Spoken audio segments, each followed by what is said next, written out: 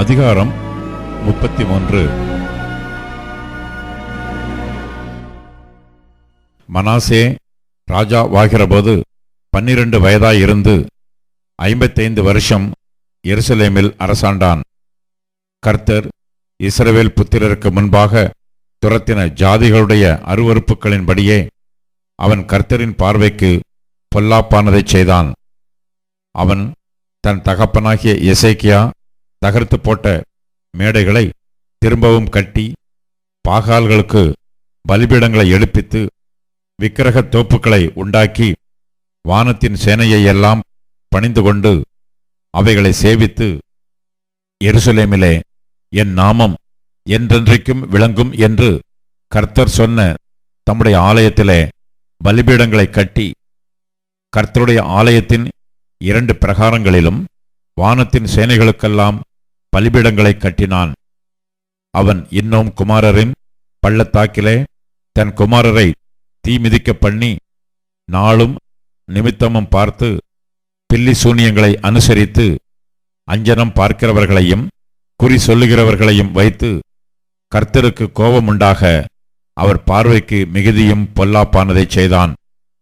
இந்த ஆலயத்திலும் இஸ்ரவேல் கோத்திரங்களிலெல்லாம் நான் தெரிந்து கொண்ட எருசலேமிலும் என் நாமத்தை என்றென்றைக்கும் விளங்க பண்ணுவேன் என்றும், நான் மோசேயை கொண்டு இஸ்ரவேலுக்கு கொடுத்த சகல நியாயப்பிரமாணத்திற்கும் கட்டளைகளுக்கும் நியாயங்களுக்கும் ஒத்தபடியே அவர்களுக்கு நான் கற்பித்தவைகளையெல்லாம் அவர்கள் செய்ய சாவதானமாய் இருந்தார்களேயாகில், நான் இனி அவர்கள் காலை அவர்கள் பிதாக்களுக்கு நிலைப்படுத்தி வைத்த தேசத்திலிருந்து விலகப் பண்ணுவதில்லை என்றும், தேவன் தாவீதோடும் அவன் குமாரனாகிய சாலமோனோடும் சொல்லியிருந்த தேவனுடைய ஆலயத்தில்தானே அவன் தான் பண்ணுவித்த விக்கிரகமாகிய சிலையை ஸ்தாபித்தான். அப்படியே கர்த்தர் இஸ்ரவேல் புத்திரருக்கு முன்பாக அளித்த ஜாதிகளை பார்க்கிலும் யூதாவும் எருசலேமின் குடிகளும் பொல்லாப்பு செய்யத்தக்கதாய் மனாசே அவர்களை வழிதப்பி போக பண்ணினான். கர்த்தர் மனாசேயோடும் அவனுடைய ஜனத்தோடும் பேசின போதிலும் அவர்கள் கவனிக்காதே போனார்கள். ஆகையால் கர்த்தர் அசீரியா ராஜாவின் சேனாபதிகளை அவர்கள் மேல் வரப்பண்ணினார். அவர்கள் மனாசேயை முட்செடிகளில் பிடித்து 2 வெண்கலச் சங்கிலியால் அவனை கட்டி பாபிலோனுக்கு கொண்டு போனார்கள். இப்படி அவன் நெருக்கப்படுகையில் தன் தேவனாகிய கர்த்தரை நோக்கி கெஞ்சி தன் பிதாக்களின் தேவனுக்கு முன்பாக மிகவும் தன்னை தாழ்த்தினான். அவரை நோக்கி அவன் விண்ணப்பம் பண்ணி கொண்டிருக்கிற போது அவர் அவன் கெஞ்சுதலுக்கு இறங்கி அவன் ஜெபத்தை கேட்டு அவனை திரும்ப எருசலேமிலுள்ள தன்னுடைய ராஜ்யத்திற்கு வரப்பண்ணினார். கர்த்தரே தேவன் என்று அப்பொழுது மனாசே அறிந்தான்.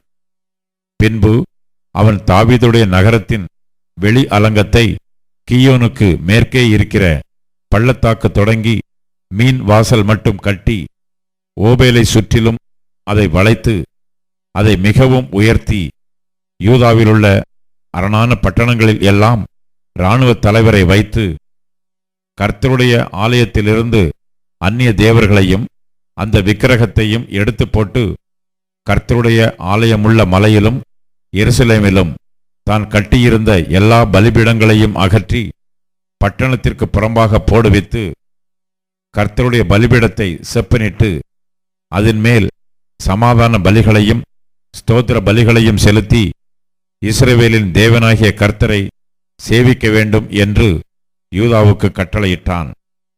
ஆகிலும் ஜனங்கள் இன்னும் மேடைகளில் பலியிட்டு வந்தார்கள். என்றாலும் தங்கள் தேவனாகிய கர்த்தருக்கென்றே அப்படி செய்தார்கள். மனாசேயின் மற்ற வர்த்தமானங்களும் அவன் தன் தேவனை நோக்கி பண்ணின விண்ணப்பமும் இஸ்ரவேலின் தேவனாகிய கர்த்தரின் நாமத்திலே அவனோடே பேசின ஞானதிருஷ்டிக்காரரின் வார்த்தைகளும் இஸ்ரவேல் ராஜாக்களின் புஸ்தகத்தில் எழுதியிருக்கிறது. அவனுடைய விண்ணப்பமும் அவன் கெஞ்சுதலுக்கு கர்த்தர் இறங்கினதும் அவன் தன்னை தாழ்த்தினதற்கு முன்னே பண்ணின அவனுடைய எல்லா பாவமும் துரோகமும், அவன் மேடைகளை கட்டி விக்கிரகத் தோப்புகளையும் சிலைகளையும் ஸ்தாபித்த இடங்களும் ஓசாயின் பிரபந்தத்தில் எழுதியிருக்கிறது. மனாசே தன் பிதாக்களோட நித்திரையடைந்த பின்பு அவனை அவன் வீட்டிலே அடக்கம் பண்ணினார்கள். அவன் குமாரனாகிய ஆமோன் அவன் ஸ்தானத்தில் ராஜாவானான். ஆமோன் ராஜாவாகிற போது 22 வயதாயிருந்து 2 வருஷம் எருசலேமில் அரசாண்டான். அவன் தன் தகப்பனாகிய மனாசே செய்தது போல கர்த்தரின் பார்வைக்கு பொல்லாப்பானதைச் செய்தான். தன் தகப்பனாகிய மனாசே பண்ணுவித்திருந்த விக்கிரகங்களுக்கெல்லாம் ஆமோன் பலியிட்டு அவைகளை சேவித்தான். தன் தகப்பனாகிய மனாசே தன்னை தாழ்த்தி கொண்டது போல இந்த ஆமோன் என்பவன் கர்த்தருக்கு முன்பாக தன்னை தாழ்த்தாமல் மேன்மேலும் அக்கிரமம் செய்து வந்தான். அவன் ஊழியக்காரர் அவனுக்கு விரோதமாய் கட்டுப்பாடு பண்ணி அவன் அரமனையிலே அவனை கொன்று போட்டார்கள். அப்பொழுது தேசத்து ஜனங்கள் ஆமோன் என்னும் ராஜாவுக்கு விரோதமாய் கட்டுப்பாடு பண்ணின யாவரையும் வெட்டி போட்டு அவன் குமாரனாகிய யோசியாவை அவன் ஸ்தானத்தில் ராஜாவாக்கினார்கள்.